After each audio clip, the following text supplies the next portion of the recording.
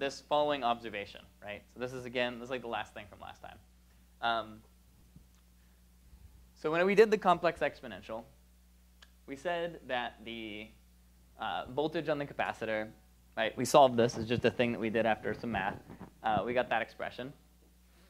And what we'll observe in this particular case is that if we slightly rewrite our expression, so there, if I just go through and divide everything by j omega c, and I make up a new variable called 1 over j omega c, then I end up with a particular solution in terms of the initial solution, which, as we noted last time, looks awfully like voltage divider, right? So this is just kind of an observation. Like, if you have the particular solution, and you make up this new z variable that's 1 over j omega c, then the structure, like the way that you go through and do things, looks kind of like voltage divider. Like, hidden and inside of all of this is this the fact that whenever you do the ODE, you get derivatives and integrals of an exponential, and then you can divide them out, and then you end up with just algebra, right? Like, somewhere in all that, right? And it's not a thing we've proven, but somewhere in there that it's intermingled with that. And the basic picture is that we're going to be able to use this very voltage dividery kind of rule. So the basic idea, if we want to just say, use directly what we've said so far and not use the dirty word of phasors yet, there's an algorithm that we could use to solve a circuit, but we're not really going to use this very much because we're going to simplify it using phasors in a minute. But the basic idea is you go through, and for every capacitor, inductor, and resistor, you replace it with an equivalent impedance. So basically, and we'll do an example in a minute, but every block in your circuit is going to be replaced by just a number. We'll also replace all of our sources with complex impedances. So in that case, right, if we had a cosine omega t plus phi, we make up a new complex exponential source, or theta, a new complex exponential source. After that, we use this Ohm's law of impedances. So this is the part in the previous slide where I just said it looks kind of like voltage divider. From this, you can do some arguments that all. So basically, this procedure looks just like doing the ODE thing, but it's kind of involved. But the idea basically is that for any complex exponential, its voltage and its current is related by the impedance of that particular device. So you're basically going to just have like a normal node voltagey kind of thing, but you'll have complex numbers involved.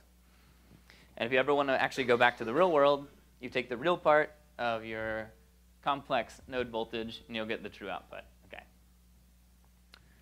So if you go through and actually do this procedure I've written here, which will work, what you'll find is you're kind of carting around all these complex exponential functions. So it's kind of like earlier whenever we did the long way, right? If you did the impedance thing, and you went through this procedure, it'd be algebraically annoying. So what we're going to do, and once we start doing a couple of these problems, it becomes so much more concrete. So this is the kind of thing where if it's a little shaky right now, once you've done some problems, go back and look at what we've been saying just now about phasors and derivations, and it'll just make way more sense because it's a lot of derivation without a lot of concreteness at this moment.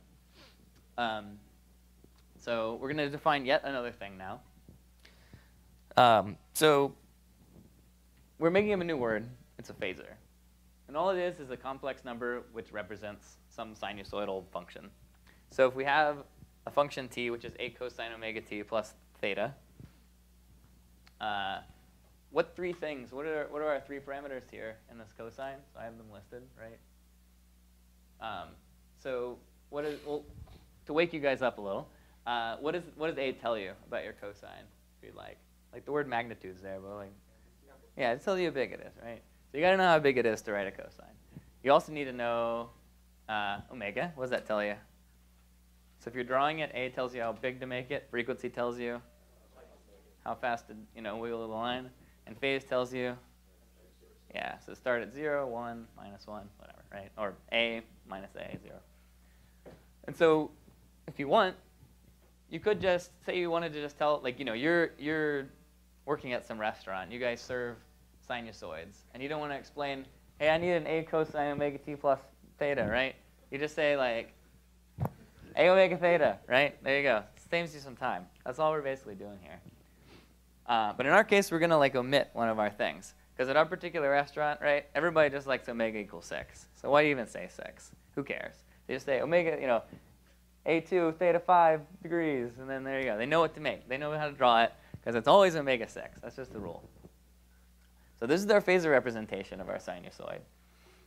Now, the way we're writing it, if you wanted to actually write, so again, a phasor is just a complex number which represents a sinusoid. So complex numbers, right? You can write them as A plus JB. You can write them as AE to the J theta. Or in shorthand, you can write them as A angle theta. So this is sort of the easiest way. Because it's sort of saying like how big the sine you're representing and what the phase angle is, okay? So this is all kind of weird and arbitrary. But the thing is, this is really common, right? The idea of phasors, it's very useful. And you'll see it a ton if you go on to other classes. And it's kind of like a common electrical engineering thing. But yeah, all phasor is, it's a complex number which represents a sinusoid. And it's really easy to write it this way. Because whenever the guy in the restaurant, right, he hears, A2 theta 5, right, he doesn't want to write out the words A2 theta 5, so he just writes like, 2, 5. There you go, he's done. And then he kind of has all the information he needs to draw that cosine. That's, that really, so what's the cosine he's drawing in this case? Cosine what? That's degree. Yeah, whatever the yeah, so there's just like the customary. So we're at the restaurant where everybody likes omega 6, so it's 6. Okay. So it's just shorthand for the same thing, okay? So the frequency is not accounted for because I've just said that there's like a frequency that when writing these, it always is. So what it will be when we use it in circuits, right? Typically when we're doing this analysis, we're going to assume that we have a source with one frequency, right? And there's this property of circuits when they're linear that the frequency never changes on any element if it's a linear circuit. So there'll be an implicit frequency for everything, right? Is that like a standard in the US? Is it just like... Well, no, it's just like, well, it's not so much that. It's that different circuit, like when we do a couple problems, you'll see what I mean, but the idea is that we're going to talk about how does this circuit respond to like a 30 hertz tone or something, right? So then we just know 30 is the frequency of the whole thing. Yeah, once you have multiple frequencies, then it doesn't work anymore, but kind of does, but I'll explain that, yeah. Why don't you use sine instead of cosine? I mean, that's the one they picked, right?